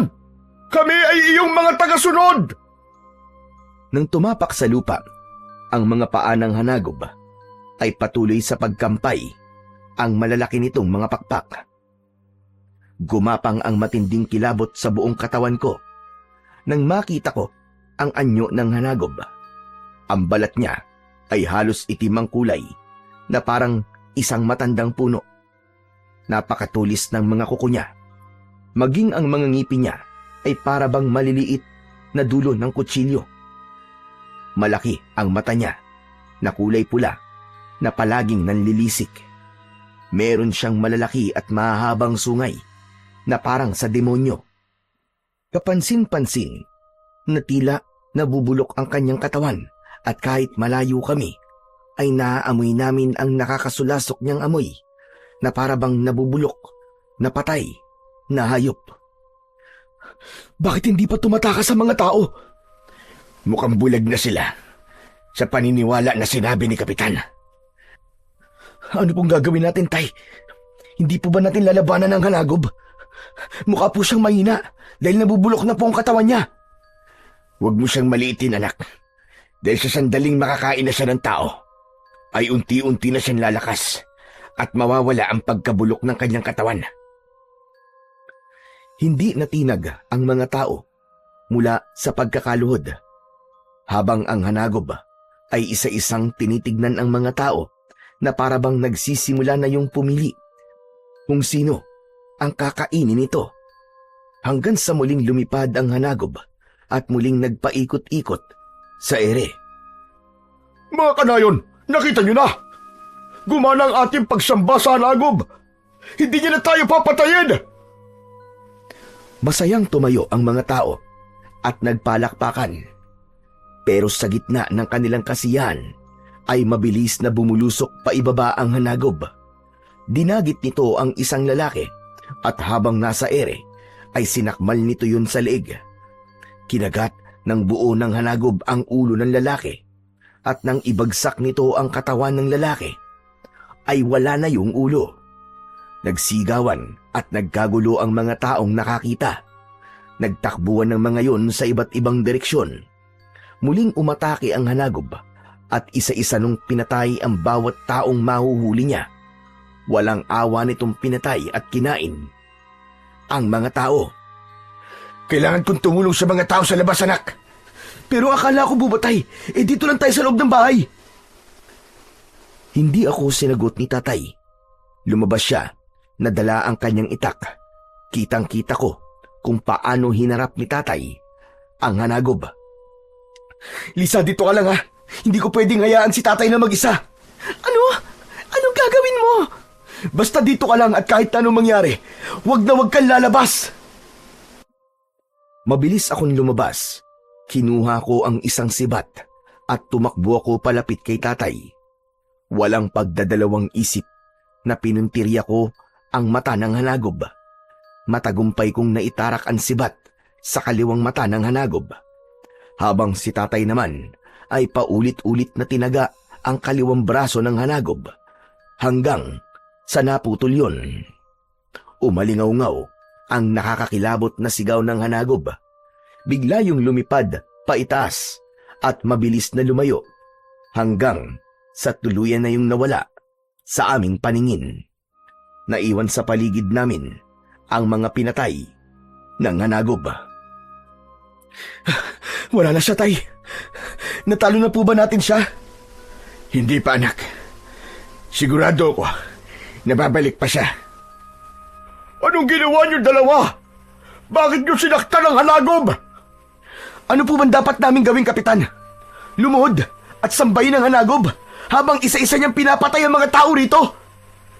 Hindi kayo nag-iisip na dahil sa ginawa niyo ay mas lalong magagalit sa atin ang hanagob. Hindi ba sabi ko ay kailangan nating sambahin ang hanagob? Hindi mo ba nakita ang ginawa niya, Kapitan? Kahit sinamban niyo na siya, pumatay pa rin siya ng mga tao. Ibig sabihin, ay hindi epektibo ang paraan na sinasabi mo.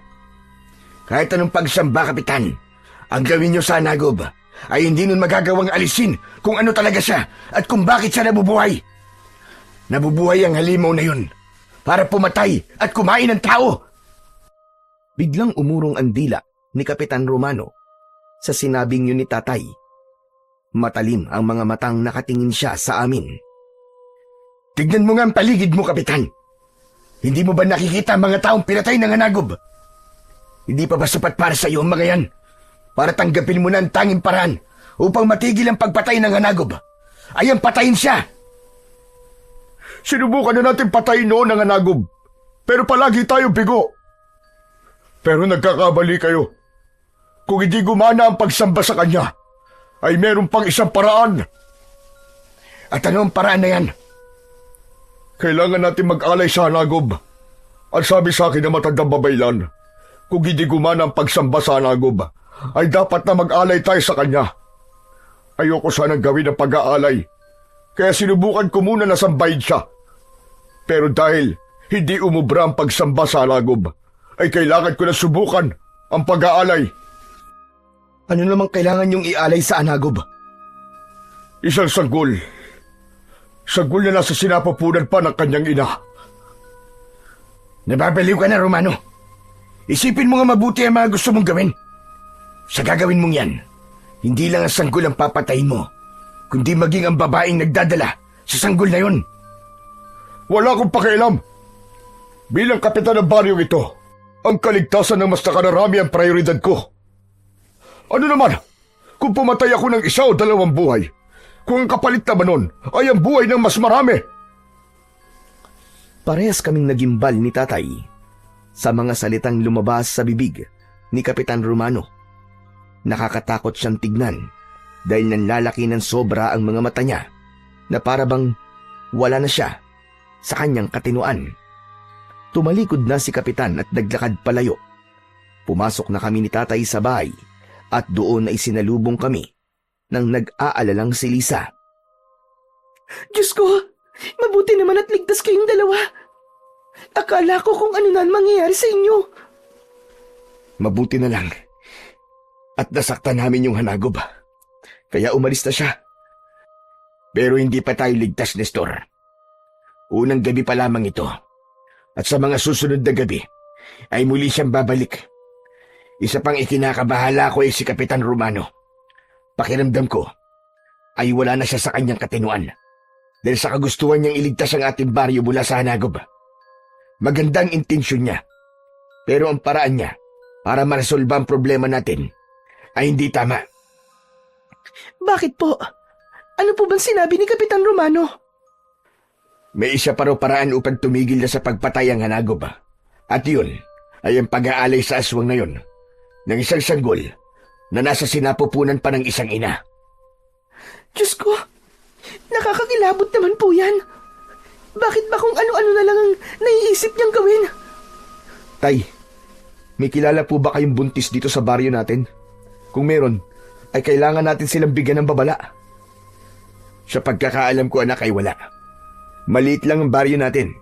Kaya kung merong buntis dito, ay malalaman kagad ng lahat. Pero kinakabahan pa rin ako. Sa tingin ko ay desperado na si Romano. Kaya gagawa siya ng paraan para may maialay siya sa hanagob. Kahit paano, ay nabunutan ako ng tinik sa sinabi ni Tatay na walang buntis sa aming baryo.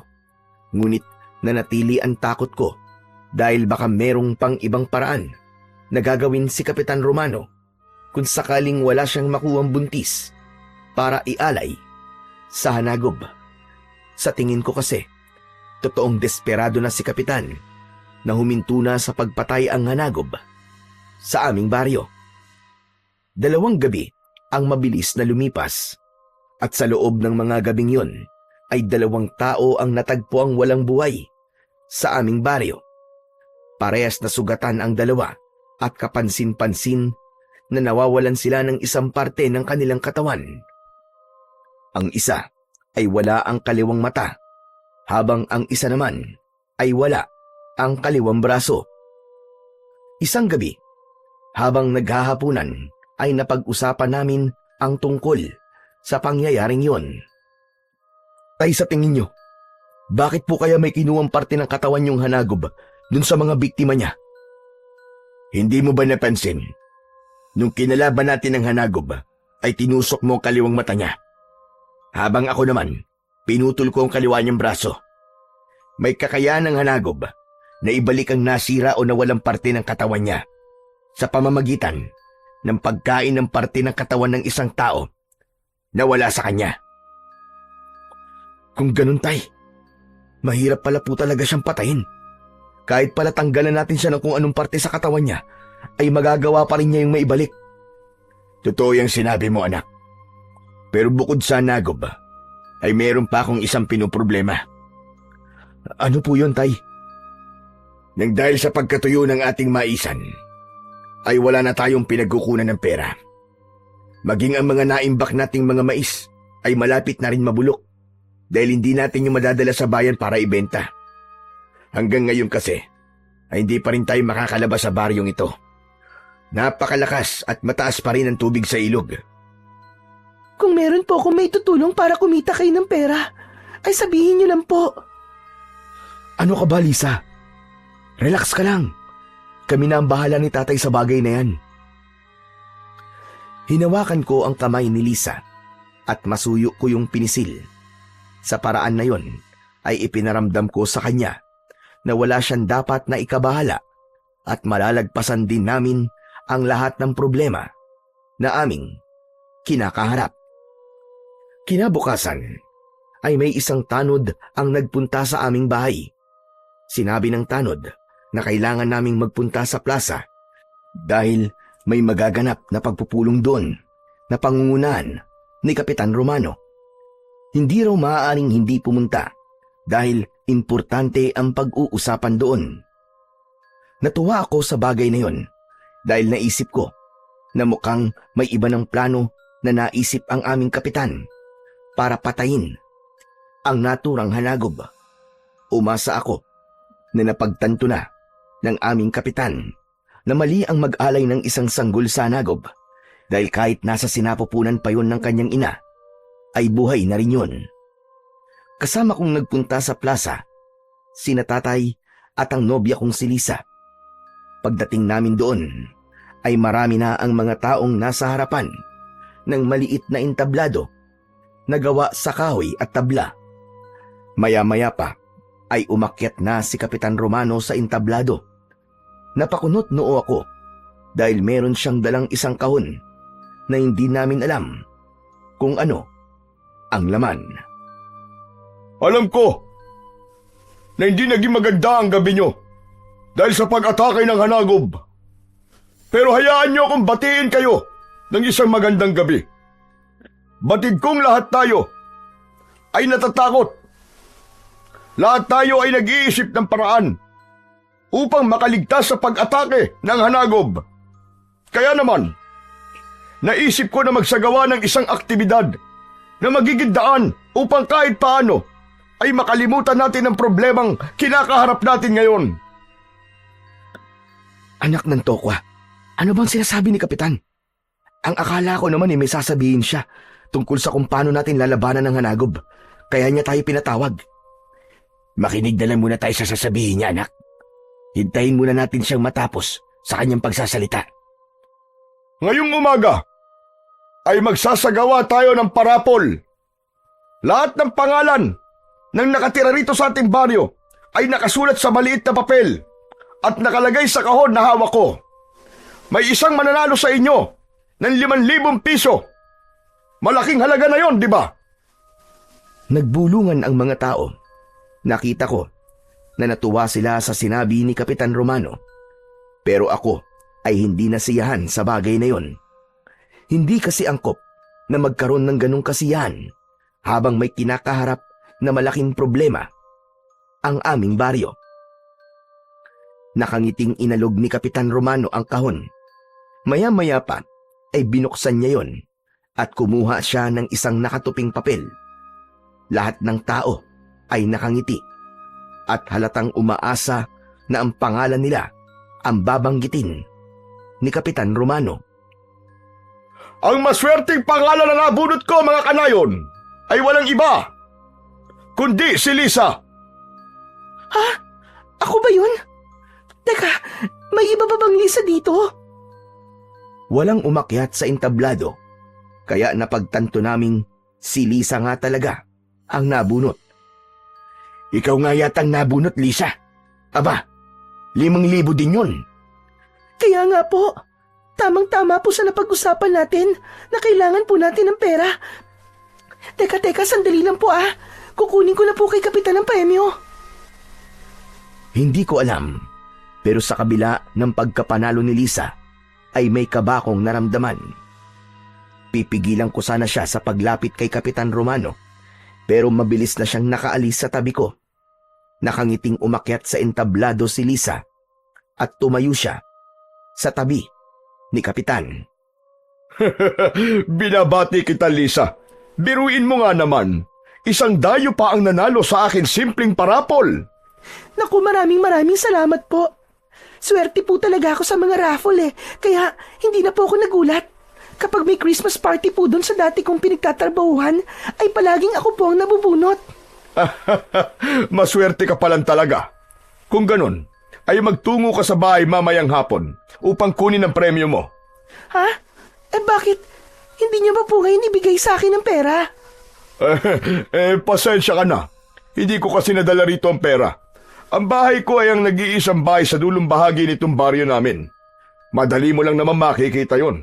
Hihintayin kita ron, Lisa. Binabati kita sa pagkapanalo mo. Nakita kong magsasalita pa sana si Lisa, pero tinapos na ni Kapitan Romano ang pagpupulong. Pinauwi na niya ang mga tao at sinundo ko na si Lisa sa entablado. at naglakad na kami pauwi ng bahay. Lisa, mamaya sasamahan kita sa bahay ni Kapitan sa pagkuha ng premyo mo. Sige. Nakakatuwa naman, no? Nagkaroon pa tayo ng 5,000 piso nang walang kahirap-hirap. Parang sinagot kagad ng Diyos ang problema natin. Hindi ko na sinabi kay Lisa na may hindi ako magandang nararamdaman sa pagkapanalo niyang yun sa parapol ni Kapitan Romano dahil ayokong masira ang kasiyahang nararamdaman niya ng sandaling yon. Nanahimik na lang ako hanggang sa makarating na kami sa aming bahay. Matapos naming kumain ng pananghalian, ay naging abala na kami ni tatay sa pagpili sa mga mais na nasa aming imbakan. Inihiwalay namin yung mga hindi na mapapakinabangan sa mga pwede pa naming kainin. Dahil doon ay nawala na sa isip ko na sasamahan ko si Lisa sa bahay ni Kapitan Romano para kunin ang premyo niya. Nang natapos na kami ni tatay sa aming ginagawa, ay bumalik na kami ni tatay sa bahay. Nagtaka ako dahil wala roon si Lisa. Ganun pa man, hindi ako masyadong nag-isip ng kung ano-ano dahil baka lumabas lang siya at naglakad-lakad.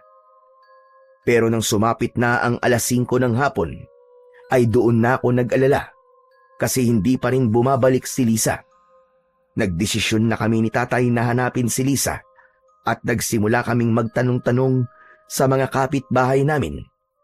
Ngunit sa kasamaang palad, walang nakakita kay Lisa.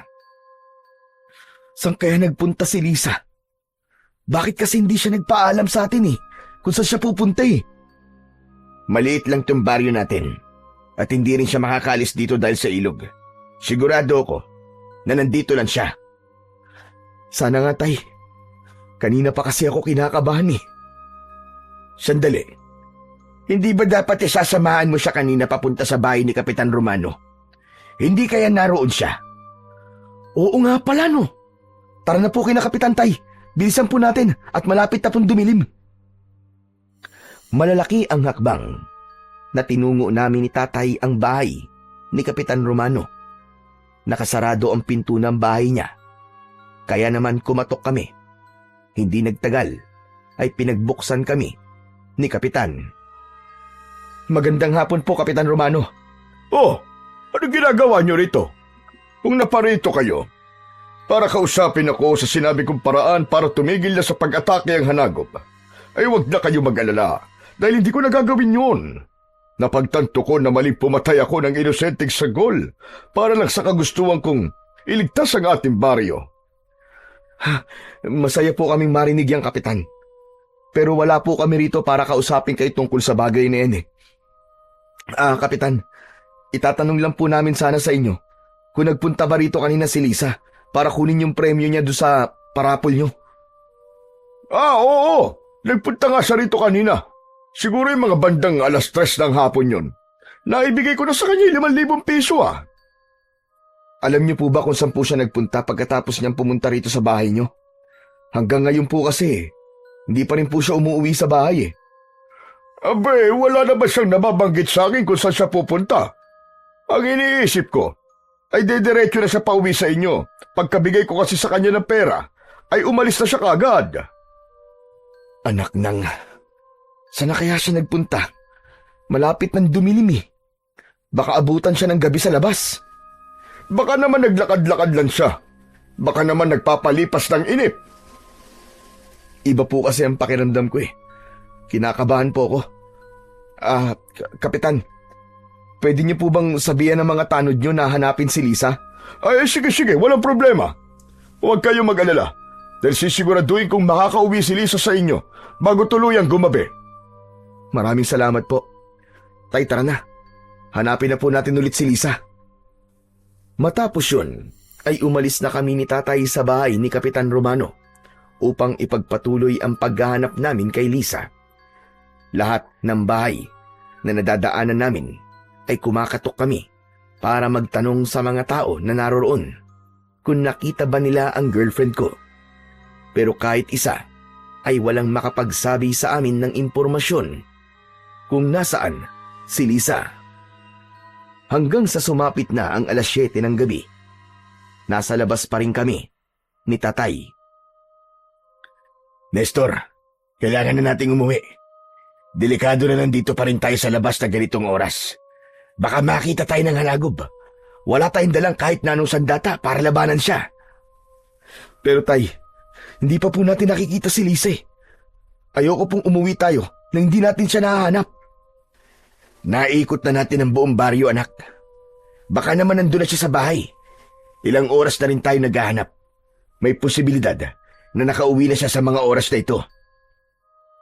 Ewan ko po, Tay.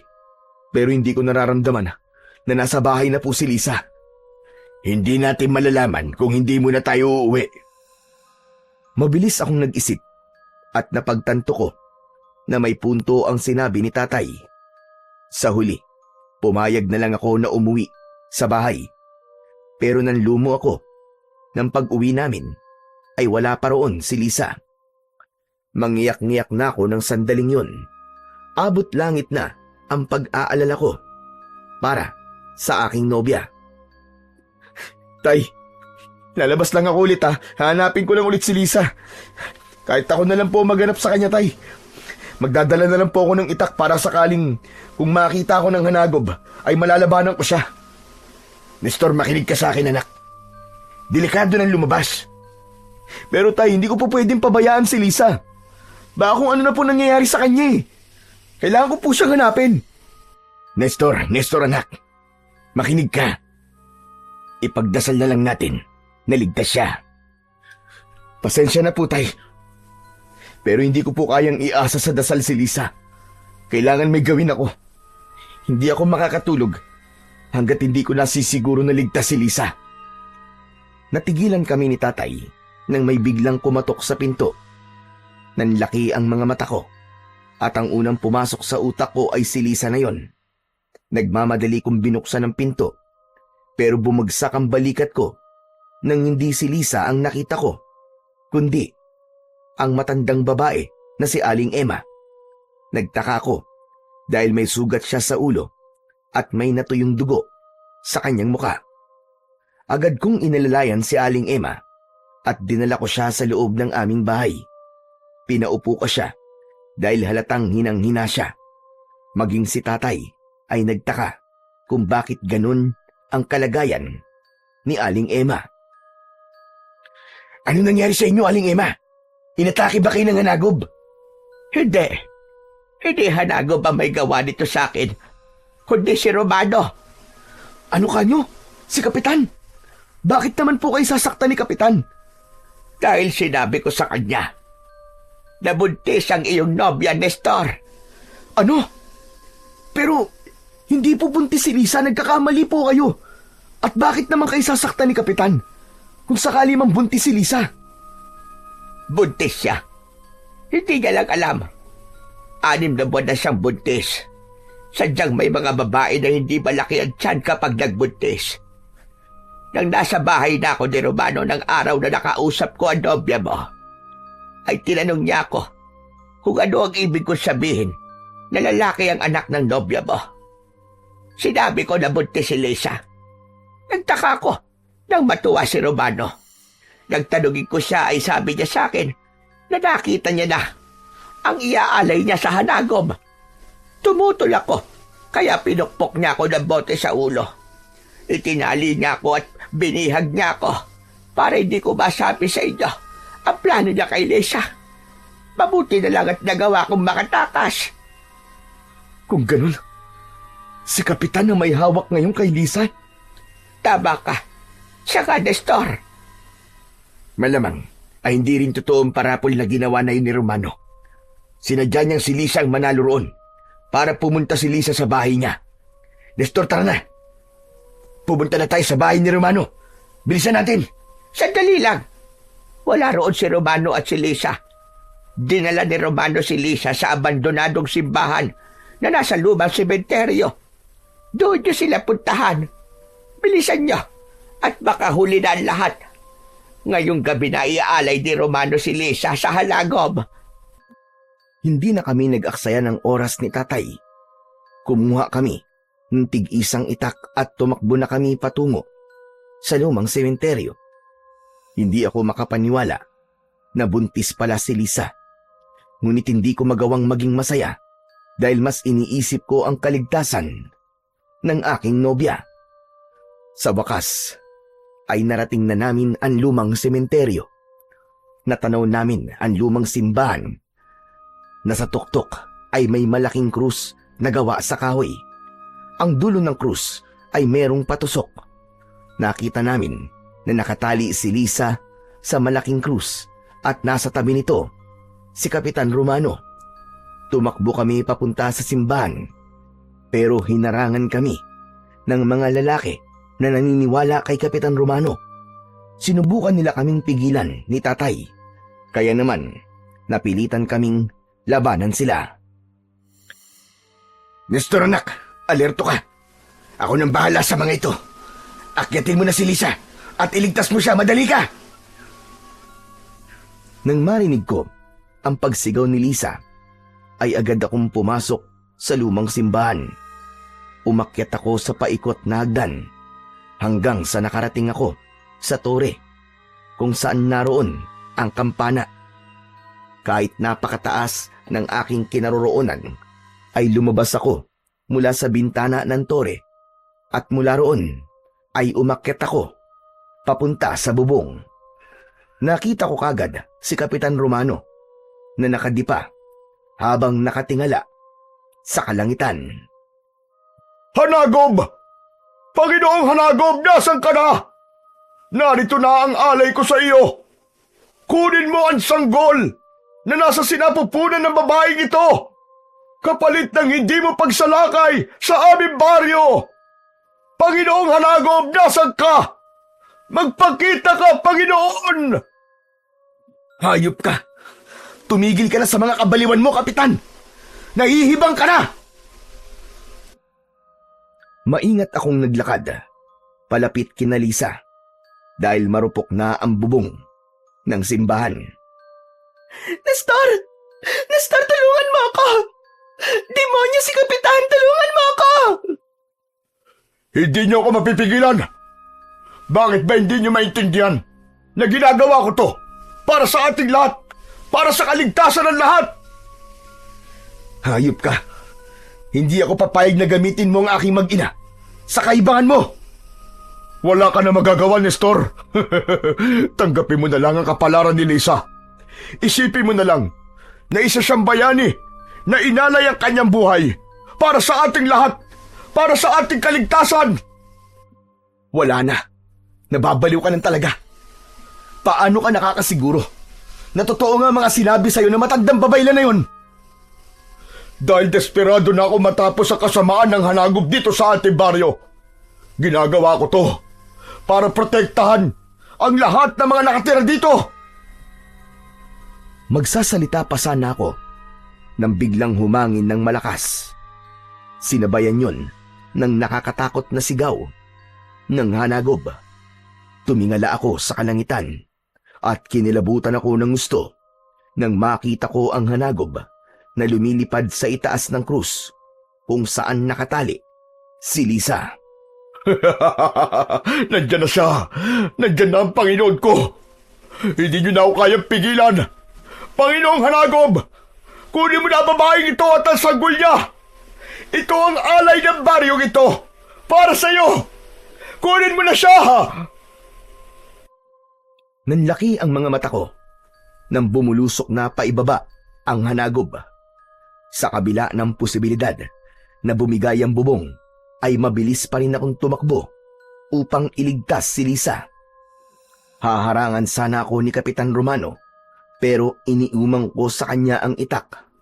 Napaatras siya at sa hindi sinasadyang pangyayari ay nahulog siya mula sa bubong ng simbahan. Malakas na bumagsak ang katawan niya sa lupa na agad niyang ikinamatay. Nestor! Nestor, tulungan mo ako! Ayoko pang mamatay! Tulungan mo ako dito! Hindi muna ako nagsalita. Itinuon ko ang aking atensyon sa pagtatanggal ng pagkakatali kay Lisa hanggang sa naramdaman ko ang presensya ng hanagob na papalapit sa amin. Mabilis akong humarap at sakto ng ilang dipa na lamang ang layo ng hanagob sa amin. Agad akong yumuko at nang dumaan siya sa ibabaw ko, ay itinarak ko ang itak sa kanyang tiyan. Malakas na umatungal ang hanagob at muli siyang lumipad papunta sa itaas. Ginamit ko na ang itak para putulin ang lubid na nakatali kay Lisa. Napakabilis ng tibok ng puso ko ng mga sandaling yon. Awang-awa na ako para kay Lisa dahil umiiyak siya ng dahil sa labis na takot. Tinignan ko ng mabilis ang hanagob at nang pasugod na naman siya sa amin, ay huminto muna ako sa pagputol sa lubid. Matatag akong tumayo upang salubungin ang hanagob. Isinentabi ko muna ang takot na nararamdaman ko dahil alam kong walang maidudulot na maganda kung hahayaan kong maghari ang takot sa akin. Nang malapit na ang hanagob sa akin, ay pinuntirya ko ang kanyang mata. Nagtagumpay naman ako sa pagtusok sa kaliwang mata ng hanagob. Pumailan lang sa paligid ang kalunos-lunos na sigaw ng halimaw. Tumayo ang hanagob sa harapan ko. Hindi ko ipinakita sa kanya na natatakot ako. Sige, lumapit kang demonyo ka. Hindi ako natatakot sa'yo. Lapit! Lumapit ka! Nestor! Mag-iingat ka! Nang aatakihin ako ng hanagob, ay binutas ko ang pakpak niya gamit ang itak at saka ko siya malakas na itinulak. Nahulog mula sa bubong ang hanagob dahil hindi na siya makalipad. Pinilit pa niyang lumipad pero dahil sa malaking butas sa pakpak niya, ay dire-diretso siyang bumagsak. Malakas na bumagsak ang hanagob kung saan bumagsak si Kapitan Romano. Tinignan ko ang hanagob at kahit paano ay nakahinga ako ng maluwag dahil hindi na siya gumagalaw. Inakala ko na patay na siya ng sandaling yon. Muli kong nilapitan si Lisa at nagmamadali ko ng pinutol ang lubid na nakatali sa kanya gamit ang aking itak. Nang tuluyang ko na siyang napakawalan, ay agad ko siyang niyakap. Iyak pa rin siya ng iyak. Nestor, maraming salamat. Akala ko katapusan ko na. Salamat talaga sa'yo. Tana, tapos na Lisa. Ligtas ka na. Sa tingin ko, ay patay na ang hanagob. Nestor, yung hanagob. Yung hanagob, boy pa siya. Mabilis akong sumilip sa ibaba at nagimbal ako nang malaman ko na gumagalaw pa ang hanagob. Napatingin ako sa malaking krus. Isang ideya ang naisip kong gawin. Lisa, tulungan mo akong itulak ang krus. Dali, itulak natin pababa. Bakit? Para saan? Basta, gawin mo na lang ang sinabi ko. Matapos yun, ay pinagtulungan namin ni Lisa na itulak ang napakalaking krus. Dahil sa luma na ang simbahan na yon, ay hindi kami nahirapang gawin yon dahil medyo may karupukan na nga ang krus na yon. Naraglag ang malaking krus at eksaktong tumusok sa dibdib ng hanagob ang matulis na dulo nun na parabang may gumabay sa krus. Hanggang sa mula sa kung saan ay dumating ang napakaraming mga uwak. Pinagkaguluhan ng mga uwak ang hanagob at nang muling lumipad sa impapawid ang mga uwak, ay wala na ang hanagob.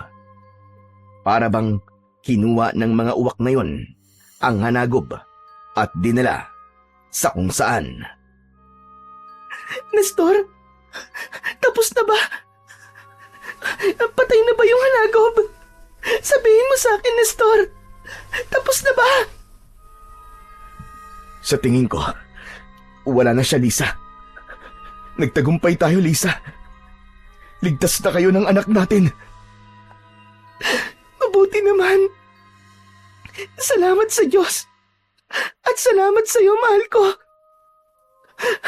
Oo nga pala. Sorry. Kung hindi ko alam na buntis ako.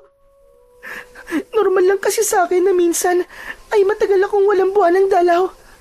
Hindi rin naman kasi lumalaki ang tiyan ko eh. Kaya wala talaga akong kaalam-alam na buntis ako. Nestor, baka isipin mo, hindi ko sinasabi sa'yo na buntis ako ha. Lisa, ano ka ba? Huwag kang mag-alala. Hindi ko iniisip ang alinman sa mga yan.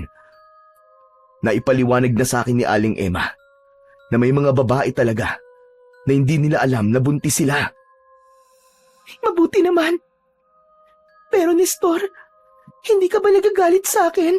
Kasi hinayaan kong mabuntis mo ko. Ha? Bakit naman ako magagalit sa'yo? Eh tayong dalawa naman ang gumawa niyan, di ba? Ginusto natin yun pareho. Saka, napakasaya ko nga eh. Kasi, magkakaroon na tayo ng anak. Magiging tatay na ako. Ikaw ba? Masaya ka rin ba kagaya ko? Oo naman, Nestor. Abot langit ang kasiyahan ko. Kasi, kahit hindi pa tayo kasal, ay alam kong nabuo ang batang ito nang dahil sa pagmamahalan nating dalawa. Mahal na mahal kita, Nestor. Kayo ng anak ko, ang buhay ko. Nang nabanggit ni Lisa ang salitang kasal, ay napangiti ako. Lumuhod ako sa kanyang harapan at pasimple kong kinuha sa bulsa ng aking pantalon ang engagement ring na palagi kong daladala. Diretso kong tinignan si Lisa sa kanyang mga mata. Hoy, Nestor, anong gagawin mo? Bakit ka nakaluhod? Tumayo ka nga dyan, ano ka ba? Baka mahulog ka pa dyan eh. Nestor, ano ba? Lisa, ang totoo, matagal ko nang binili ang singsing na to. Palagi ko itong dala para sa magandang pagkakataon na tanungin ka ng isang napaka-importanting katanungan. Lisa, mahal ko, handa ka bang pakasalan ako at makasama ako habang buhay? Para ka namang sira. Oo naman. Ang tagal ko na kayang hinihintay na mag-propose ka sa akin. Kinuha ko ang isang kamay ni Lisa at isinuot ko sa daliri niya ang singsing. Matapos yon ay tumayo ako at mahigpit kaming nagyakap. Kasabay nun ay binigyan ko siya ng isang mainit na halik sa kanyang labi. Hindi na kami nagtagal sa itaas ng simbahan at bumaba na kami. Sinalubong kami ni tatay at nagulat ako dahil lahat ng mga lalaking humarang sa amin ay bagsak na. Wow, grabe! Tay, ang galing niyo naman! Natalo niyo po ang mga lalaking yan. Kahit mag-isa lang kayo, anong ginawa niyo? Kung hindi mo na itatanong sinanay ko talaga ang sarili ko sa pakikipaglaban dahil sa nagob. Pero pinatulog ko lang ang mga yan. Hindi ko sila kayang patayin dahil alam kong nabulag lang naman sila sa paniniwala nila kay Kapitan Romano. Pero tay, kahit na po, napakagaling niyo pa rin. Pero mas magaling ka, anak, dahil nagtagumpay kang patayin ng hanagob. Ikaw ang tunay na bayani.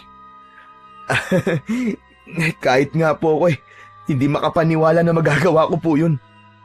Siguro po, dahil lang po sa kagustuhan ko pong iligtas si Lisa, ay lumabas po ang tapang at lakas na itinatago ko. Pero tay, sa tingin niyo po ba, ay patay na po talaga yung hanagob? Kinuha po kasi ng mga uwak yung katawan niya matapos siyang matusok ng malaking krus eh. Alam mo, anak, sa totoo lang ay hindi ko rin alam. Pero ito ang unang beses na may nakagawang patayin ng hanagob. Umasa na lang tayo na sa susunod na mga gabi o makalipas ang 20 taon ay hindi na siya muling mabubuhay at muling mamiminsala sa ating baryo. Sana naman po ay hindi na mabuhay ang hanagob. Pero nakakalungkot po. Nawala na po si Kapitan Romano. Kahit mali po ang mga ginawa niya, ay alam kong nagawa niya lang ang mga yon dahil sa kagustuhan niyang iligtas ang ating baryo. Wala na tayong magagawa sa pagkamatay niya. Nakatakda na yung mangyari. Ang mabuti pa ay bumalik na tayo sa ating baryo. Sabihin natin sa mga tao ang nangyari dito dahil paniguradong matutuwa sila. Halina kayo, bilisan natin. Gaya ng sinabi ni tatay, ay natuwa ang mga tao sa baryo nang malaman nilang napatay na namin ang hanagob na matagal nang namiminsala sa aming baryo.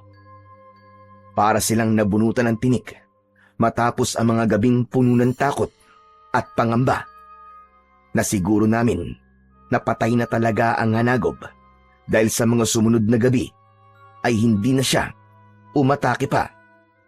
Nang tuluyang humupa ang tubig sa ilog, ay nagpasya kami ng aking nobya na bumalik na sa Maynila.